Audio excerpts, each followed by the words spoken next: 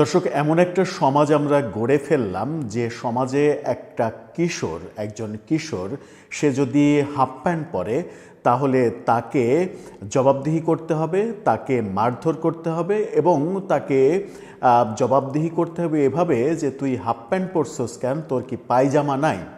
এরকম একটা সমাজে আমরা বাস করছি এবং ব্যাপারটা আপনার কাছে মনে হতে পারে যে এরকম ঘটনা কি ঘটতে পারে, একজন কিশোরকে কি কেউ এই কথা বলতে পারে?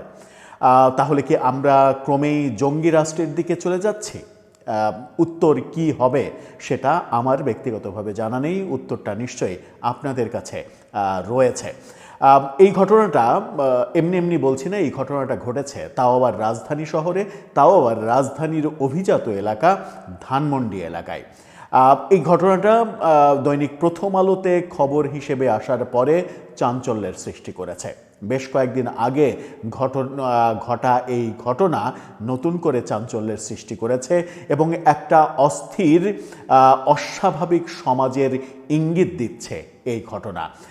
যে সমাজটা আমরা গড়ে তুলতে চাইছি সেই সমাজটা বোধহয় আফগানিস্তানের চাইতেও অনেক বেশি ভয়াবহ দিকেই যাচ্ছে।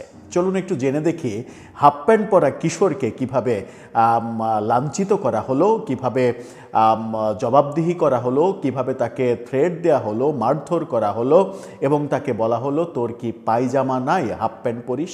থাকবেন পলিটিক্স টিভির নিয়মিত আয়োজনে।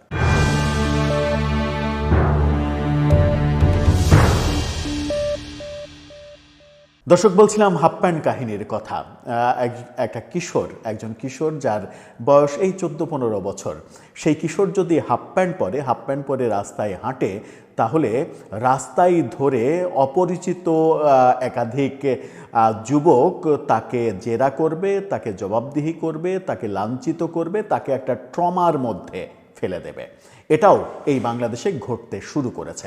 প্রথম আলো কি বলছে দেখুন। প্রথম আলো খুব স্বাভাবিকভাবে কিশোরের ছবি প্রকাশ করেনি, একটা কার্টুন এঁকে ব্যাপারটা বুঝিয়েছে। তারা বলছে হাফ প্যান্ট পরছস কেন, পাজামা নাই বলেই কিশোরকে মারধরের ঘটনাও ঘটেছে। স্কুলে ফুটবল টুর্নামেন্ট হবে, জার্সি আর শর্টস বা হাফ প্যান্ট পরে স্কুলের মাঠের বাইরে কয়েকদিন ধরে প্র্যাকটিস করছে স্কুল ছাত্ররা। তত্ত্বাবধান করছেন স্কুলেরই শিক্ষক। তারা রাজধানীর লালমাটিয়ার একটি ইংরেজি মাধ্যমের স্কুলের ছাত্র। এর মধ্যে কয়েক ছাত্র পাশেই কোচিং সেন্টারে ক্লাসও করে। তারা প্র্যাকটিস করছে, পাশে কোচিং সেন্টার, কোচিংয়ে ক্লাস করে। হাতে সময় কম থাকায় প্র্যাকটিস শেষে সরাসরি হাফ প্যান্ট জার্সি পরেই চলে যায় তারা কোচিং সেন্টারে। এই ঘটনাটা যে সেইভাবেই প্র্যাকটিস শেষে বন্ধুদের সঙ্গে চলে গিয়েছিল এক কিশোর। সন্ধ্যা 7:30টায় ক্লাস থেকে বের হয়ে কিছুদূর যাওয়ার পরই কিশোরের মাথার পেছনে হঠাৎ কেউ একজন চাটি মাথার পেছনে মারে। কিশোরটি অবাক হয়ে পিছনে ফিরে দেখে 22 থেকে 23 বছরের অচেনা দুই তরুণ। তারা মারমুখী হয়ে ওঠে এবং জিজ্ঞাসা করে, এই তুই হাফ প্যান্ট পরছস কেন, তোর বাড়িতে কি পায়জামা নেই? কিশোর জানায় সে ফুটবল প্র্যাকটিস করে ক্লাসে গিয়েছে। সঙ্গে সঙ্গে ওই তরুণ গালাগালি করে কিশোরের উপরে আক্রমণ করে। ওই কিশোরের একজন স্বজন ঘটনাটি তুলে ধরে ফেসবুকে একটা পোস্ট দিয়েছিলেন। পরে যোগাযোগ করা হলে প্রথম আলোর কাছে পুরো ঘটনা তুলে ধরেন কিশোরের মা। তিনি একসময় সাংবাদিকতা করতেন, স্বামী ব্যবসায়ী, তার 2 মেয়ে, এক ছেলের মধ্যে ওই কিশোর দ্বিতীয়। ইংরেজি মাধ্যমের ওই স্কুলে 9ম শ্রেণীতে পড়ে এই কিশোর। ধানমন্ডিতে পরিবারটি বাস করে। কিশোরের মা বলেন হাফ প্যান্ট পরার কারণে তার ছেলের ওপরে হামলা করা হয়েছে, এটা মেনে নিতে তার কষ্ট হচ্ছে। তার ছেলেও ট্রমাটাইজ হয়ে গেছে। ট্রমার মধ্যে খুব স্বাভাবিকভাবে যাওয়ার কথা যে কিশোর বয়সে রাস্তায় অচেনা 2 তরুণ এসে তাদেরকে মারছে, তাদেরকে থ্রেট করছে, গালাগালি করছে, আক্রমণ করছে। এই ঘটনা ঘটলে যে কোনো কিশোরীরই ট্রমাটাইজ হয়ে যাওয়ার কথা। ঘটনার বর্ণনা দিয়ে ওই নারী বলেন, গত ডিসেম্বর মাসে স্কুলে অর্ধবার্ষিক পরীক্ষা হয়েছে, ফলে কোচিংয়ে কিছু ক্লাস করা হয়নি তার ছেলে সহ কয়েকজন ছাত্রের। কোচিংয়ের সেই ক্লাসগুলো করানো হচ্ছিল। স্কুল, কোচিং সেন্টার ও খেলার মাঠ একই গলিতে। ঘটনার দিন তার ছেলে দুপুরে খেয়ে বেলা 2:45টার দিকে বাসা থেকে বের হয়। মাঠে ফুটবল প্র্যাকটিস ছিল বেলা 3টা থেকে 5টা পর্যন্ত, আর ক্লাস ছিল 5টা থেকে 7টা পর্যন্ত। তার ছেলে কোচিং শেষে যখন গাড়িতে উঠতে যাচ্ছিল তখনই আক্রান্ত হয় এবং এই ঘটনার শিকার হয়। কিশোরের মা বলেন, তার ছেলেকে যখন জিজ্ঞাসা করা হয়েছিল হাফ প্যান্ট পরছোস কেন, তখন তার ছেলে বলেছিল, চাচ্চু আমি খেলে আসছি, সরাসরি কোচিংয়ে গেছি। ওই সময় তরুণরা রেগে ওঠেন, পাবলিক প্লেসে কেন হাফ প্যান্ট পরলি? প্রশ্নের ধরন দেখেছেন, পাবলিক প্লেসে কেন হাফ প্যান্ট পরলি তুই? মানে তারা হচ্ছে নির্বাহী ম্যাজিস্ট্রেট, তারা হচ্ছে প্রফেসর ইউনূস সরকার, তারা একজন কিশোরকে জবাবদিহি করাচ্ছে যে পাবলিক প্লেসে তুই হাফ প্যান্ট পরেছিস, এত বড় সাহস এই বাংলাদেশে। তারপরে তখন তার ছেলে বলেছিল, চাচ্চু আমি খেলে এসেছি, সরাসরি কোচিংয়ে গেছি। ওই সময় তরুণরা রেগে ওঠে, পাবলিক প্লেসে কেন হাফ প্যান্ট পরলি? জানোস না পাবলিক প্লেসে হাফ প্যান্ট পরা যায় না? জানোস না?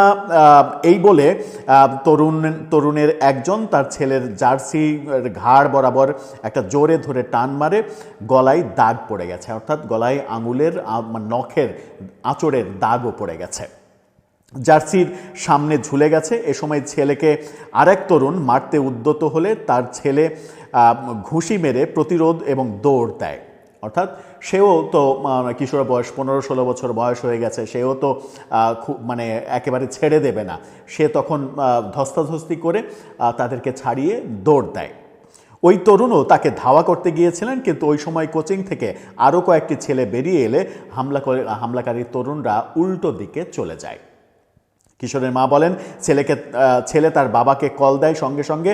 ঠিক ওই সময় তার বাবা অফিস থেকে রাইড শেয়ারিং মোটরসাইকেলে বাড়ি ফিরছিলেন, লালমাটিয়ার কাছাকাছি ছিলেন। 1 মিনিটের মধ্যে তিনি ঘটনাস্থলে পৌঁছান এবং ওই বাইকে করেই যেদিকে তরুণেরা দৌড়ে গিয়েছিল সেদিকে যান।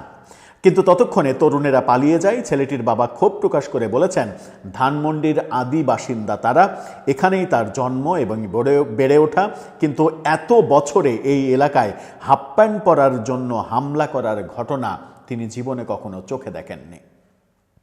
কিশোরের মা বলেন, তিনি খুবই বিষণ্ণ বোধ করছেন এই ঘটনায়, বারবার খালি ভাবছেন এটা কোন দেশে বাস করছেন। ছেলে মেয়েকে বাইরে পাঠিয়ে সারাক্ষণ উদ্বেগ উৎকণ্ঠায় ভুগতে হয়, একই সঙ্গে ভীতও হয়েছেন। এরপর ছেলে ফুটবল প্র্যাকটিসে যাওয়ার সময় তার ব্যাগে পাজামা দিয়ে দিয়েছেন তিনি। ছেলে তার বাবাকে প্রশ্ন করেছে, বাবা হাফ প্যান্ট পরা কি ক্রাইম? নিজেদের পছন্দ চাপিয়ে দিতে জুলুমবাজি হচ্ছে, এই কথা প্রথম আলো বলছে। দেশে গত 1.5 বছরে পোশাকের কারণে নারীদের আক্রান্ত হওয়ার পাশাপাশি ঢাকা বিশ্ববিদ্যালয় হলের ক্যান্টিনে কর্মীদের হাফ প্যান্ট পরা নিয়েও একটি গোষ্ঠীর আপত্তি তোলার খবর আলোচনায় এসেছিল। কোন গোষ্ঠী এরা কারা হাফ প্যান্ট পরা যাবে না এটা বলতে পারে, এটা নিশ্চয়ই আপনাদেরকে ভেঙে ওষুধ গুলে খাওয়ানোর মতো খাওয়ানোর প্রয়োজন নেই। ঢাকা বিশ্ববিদ্যালয়ের সমাজবিজ্ঞান বিভাগের অধ্যাপক মনিরুল আই খান প্রথম আলোকে বলেছেন, দেশে এখন একটি সাংস্কৃতিক পরিবর্তন দেখা যাচ্ছে। যারা এখন আধিপত্যবাদী ও বলিষ্ঠ গোষ্ঠী, তারা তাদের পছন্দকে জোর জবরদস্তি করে চাপিয়ে দিতে চাইছে। নানা অজুহাতে অন্যের স্বাধীনতা হরণ করে নিজেদের পছন্দ চাপিয়ে দিতে জুলুমবাজি করছে। যে হাফ প্যান্ট পরেছে সে তো পাজামা পরা কাউকে হাফ প্যান্ট পরতে বাধ্য করছে না। খুবই যৌক্তিক কথা। যে ছেলেটা হাফ প্যান্ট পরছে সে তো পায়জামা পরা, পাঞ্জাবি পরা কাউকে বলছে না তুমি হাফ প্যান্ট পরো, তুমি কেন পায়জামা পরেছো পাবলিক প্লেসে। সেই উপলব্ধিও ওই গোষ্ঠীর নেই, তিনি বলেছেন ঢাকা ভার্সিটির এই প্রফেসর। অধ্যাপক মনিরুল খান বলেছেন, এই ধরনের পরিস্থিতি গণতান্ত্রিক সংকট তৈরি করে। একটি সমাজে ভিন্ন ভিন্ন চিন্তার মানুষের মধ্যেও সংহতি থাকে, এই চর্চা না থাকলে তা সমাজের জন্য ক্ষতিকর। এই পরিস্থিতি থেকে উত্তরণের দায় সরকার এবং সমাজের মানুষের রয়েছে। এ ধরনের ঘটনা মোকাবেলায় সরকারকে চুপ থাকা যাবে না, শক্ত ভূমিকা পালন করতে হবে। সেই কথাও তিনি এই প্রথম আলোকে বলেছেন যে সরকারকে চুপ থাকলে হবে না, এই ঘটনা প্রতিরোধ করতে হবে। কিন্তু এই ঘটনা সরকার প্রতিরোধ করবে কিভাবে? যারা এই ঘটনা ঘটাচ্ছে তারা তো মহাপরাক্রমশালী, তারা তো অনেক বেশি শক্তিশালী।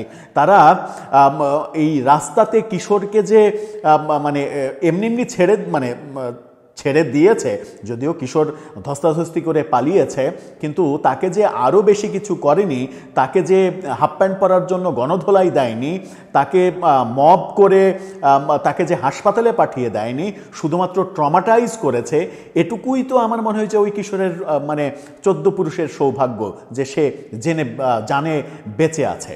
ঢাকা বিশ্ববিদ্যালয়ের ক্যান্টিনে আমরা দেখেছি যে ক্যান্টিন বয়দের শাসন করছে ডাকসুর নেতারা, হাফ প্যান্ট পরা যাবে না, হাফ প্যান্ট পরে মানে খাবার সার্ভ করা কিংবা ওখানে কাজ করার সাহস তাদের কে দিয়েছে? এই কাজগুলো কারা করছে আমরা তো সবাই জানি, সরকারও নিশ্চয়ই জানে। সরকার কি পারবে যারা করছে তাদেরকে মোকাবেলা করতে কিংবা তাদেরকে আইনের আশ্রয় আনতে? নাকি সরকার মানে চুপ থেকে এই বার্তাটাই দেবে যে ওরা যেটা বলছে সেটা মেনেই আপনাকে এই দেশে বাস করতে হবে অথবা অন্য কোনো দেশে চলে যেতে হবে? দর্শক, আপনার মতামত জানিয়ে এই ব্যাপারে লিখতে পারেন আমাদের কমেন্ট বক্সে।